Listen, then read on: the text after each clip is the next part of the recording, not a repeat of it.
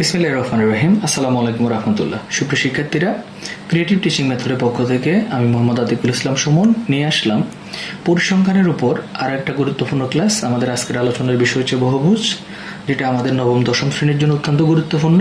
বিভিন্ন পরীক্ষায় এটা বাধ্যতামূলক আসবে, সুতরাং শিক্ষাটাও বাধ্যতামূলক। তো দেখা যাক আমাদের মূলত কি রয়েছে আমাদের জন্য আজকের গ্রাফে। আমরা একটু মনোযোগ সহকারে দেখি।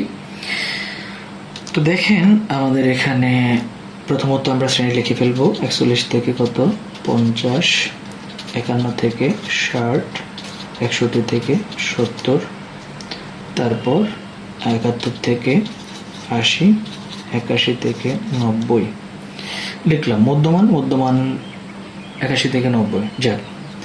এরপরে আসেন মধ্যমানগুলো আমরা লিখবো। সেটা হচ্ছে যে কি, দুটোটাকে ভাগ করে যোগ করে 2 দিয়ে ভাগ।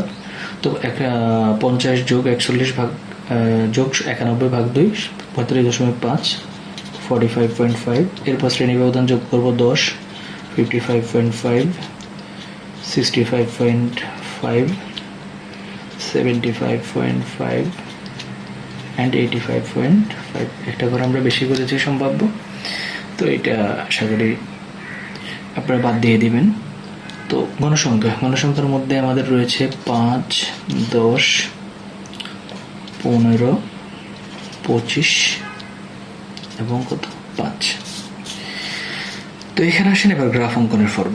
গ্রাফের ক্ষেত্রে একই নিয়ম আয়তলেখ এবং বহুভুজের ক্ষেত্রে, তবে আয়তলেখাতে আমরা ইউজ করব, এখানে আমরা মধ্যমানটা ব্যবহার করব। প্রথম ঘরটা স্পেস রেখে আমরা কি করব, মধ্যমানটা ব্যবহার করব। তো মধ্যমানে কি কি আছে, 45.5। তো আমরা লিখবো প্রথমত 45.5, এখানে 45.5, এরপরে কার 55.5, তো 55.5, 65.5, তারপর 75.5 অ্যান্ড 85.5। তাহলে 45.5, 55.5 এইভাবে আমরা মূলত লিখতে থাকবো।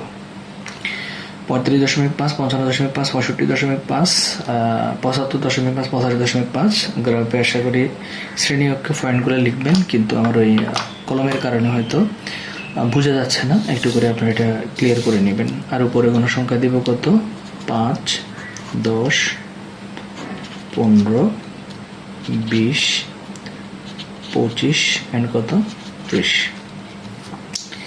তো এরপর আমরা যেটা করবো সেটা হচ্ছে যে কি, ওই আগের মতো আমরা গণসংখ্যাগুলো বসাবো। তো গণসংখ্যা কত আছে, 45.5 বরাবর গণসংখ্যা আছে 5, তাই 5 করে আমরা একটা ডট দিব। 55.5 বরাবর গণসংখ্যা আছে 10, তাই 10 ডট দিব।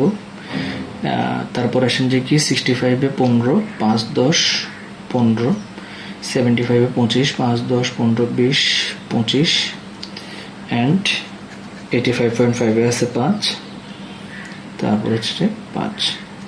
তো বহুভুজে শুধুমাত্র কি করতে হবে, প্রথম ঘরটা স্কেলিং করা যাবে না, আমরা প্রথম ঘরে ডট ডট দিয়ে যাবো, এভাবে এই যে ডট, এই ডট ডট দিয়ে যাব। এরপর আমরা বাকিগুলো কি করে দিব, স্কেলিং করে দিব। এই এই তারপরে এই, এরপরে এই, তারপরে এই, সর্বশেষ যেটা আছে সেটা আমরা স্কেলিং করে দিতে পারবো, কারণ পয়েন্টের ভিতরে আছে এটা। এই তাহলে এই হচ্ছে আমাদের বহুভুজের সিস্টেম। বর্ণনাটা আগের মতো একইভাবে আমরা আমাদের বর্ণনা দিব। ওএক্স অক্ষকে ভূমি অক্ষর ধরে একই বর্ণনা আগের মতোই থাকবে। তো আমরা এই ক্ষেত্রে সেম টু সেম বর্ণনা টানবো। সেটা হচ্ছে যে কি, ওই ভূমি অক্ষ ওএক্স অক্ষ, ও এক্স অক্ষকে কি ধরে, ভূমি ধরে 45.5 to 55.5, বাট ঘর আছে কয়টা, 5টা। তা আগের মতো প্রতি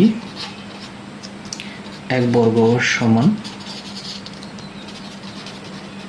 কত একক, 2 একক ধরে কি বসিয়েছি, শ্রেণী মধ্যমান বসিয়ে। কি বসিয়ে, শ্রেণী মধ্যমান বসিয়ে। তাহলে শ্রেণী মধ্যমান বসিয়ে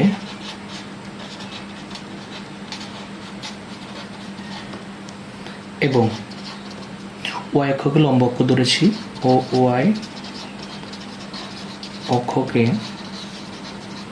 লম্ব ধরে 1 2 3 4 5 ঘর আছে 5টা, লিখছিও 5, তাহলে 1 ঘর সমান প্রতি 1 বর্গ ঘর সমান 1 একক ধরে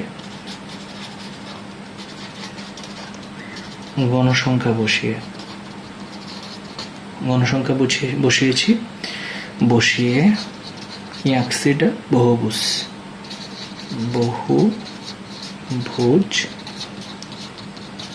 আঁকা হলো।